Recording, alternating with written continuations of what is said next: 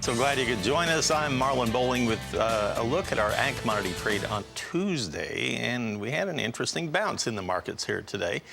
Generally, just about everywhere you look. Let's take a look at the grain markets here. Let's go to the corn, and we'll see if we're hanging on to the gains that we had from overnight. Pretty much we are.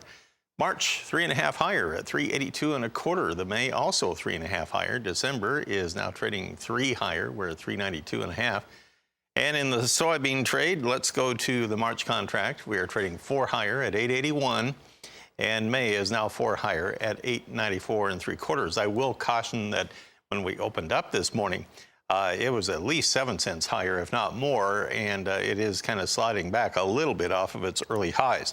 Now, if you look at the Chicago wheat, Chicago has the March contract a nickel higher today at 560.5 as it stands right now. The other exchanges following suit. And let's go to the phone and welcome Ben Hushon of the Mill in Whitehall, Maryland, to get his thoughts on what's going on currently for this week in the Mid-Atlantic region. And we've been waiting to hear from you about how the situation is for farm preparations for this spring here, Ben. I know last time you talked about sometimes you have to work around some wet conditions out there. It's the season for soil testing and farm shows and all that good stuff. So what's going on this week there? Good morning, Marlin. We folks are really changing what they're thinking of doing right now based on the weather. Today we're at 60 or in the upper 50s, headed towards the mid-60s. A small grain begun to green up. We really had to go back and look at the calendar and see if did we forget to flip it to March, but it really is only February. But there's rumors, as you remember, we've talked before, in Maryland, you're not allowed to put nitrogen or phosphorus on crops until March 1st. There's rumblings and rumors that with 0 frost in the ground, that they may turn us loose February 15th. So the rush to get ready for spring has just gone into turbo gear, to be honest with you. Well, I think Tim Ross has the radar for the Mid-Atlantic region pulled up here, and it looks like it's already showing showers moving into that area there. That may shut things down anyway, but I know if you go north of you into New England, they have been battling some wintry weather here recently, but is that in the outlook for where you are? Is it supposed to turn that cold? Not in the next 7 to 14 days. As we keep looking out at some of the long-range forecasts, we continue to stay above normal. And actually, I reached out to a good friend, University of Maryland, Ron Mulford, and who's kind of known as the wheat guru. And I said, okay, Ron, I don't ever remember going through an entire winter where we didn't get a lot of cold weather, at least for a stretch or two. What's that going to do to our winter wheat? And he reminded me something I hadn't heard since school days. I don't think that it only takes 5 days of below 40 degrees or below for vernalization to occur. So he said anybody that was worried we haven't had enough winter for wheat to be okay can lay those fears aside.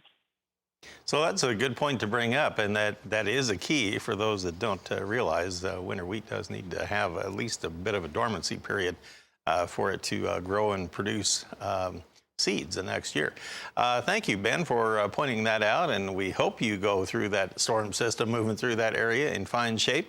Ben Hushon of the Mill in Whitehall, Maryland, reporting for this week's update from the Mid-Atlantic region, and we'll come back in a moment and take a look at our livestock trade coming up after this.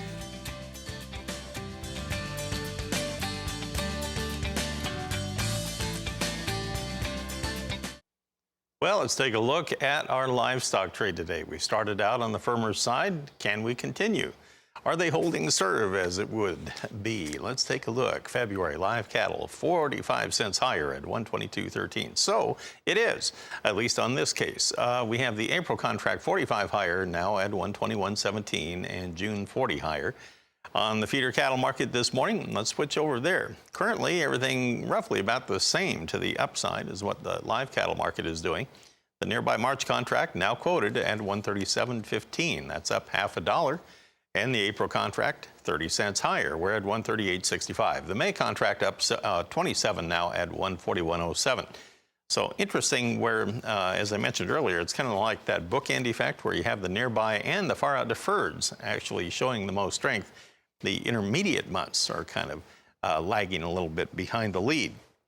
Let's take a look at our lean hog market for you and get you updated there.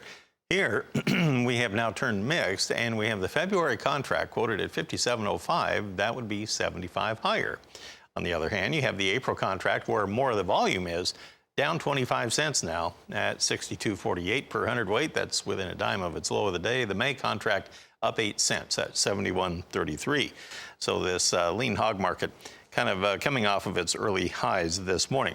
Wanted to review the finished cattle market out in feedlot territory based on data from Ed Serwin of CZ Cattle Market Analytics. He is based in Abilene, Texas, Amarillo, Texas. Now let's take a look. The feedlot cattle trades for the week ending February 1st were mostly $2 lower. Cash sales volume dropped much lower than the previous week. But Ed says the packers had about 50,000 head of the previous 15 to 30-day sales to use now. The weekly weighted average cash steer price for that week for the 5-area region was $122.04, and that was $226 lower. And last year, the same week, it was $123.87, which was just a little bit higher than that week last year. The weighted average cash dressed steer price was said to be $194.72. That was $4.07 lower. Meanwhile, the 5-area weighted average formula price was $199.24. That was 3 cents higher. As far as the steer carcass weights go, last week they came in at 907 pounds compared to 904 pounds the week before. Look at last year, it was 886, so still very heavy compared to then. Choice spread last week was $2.34, Janet. All right, as always, thank you very much.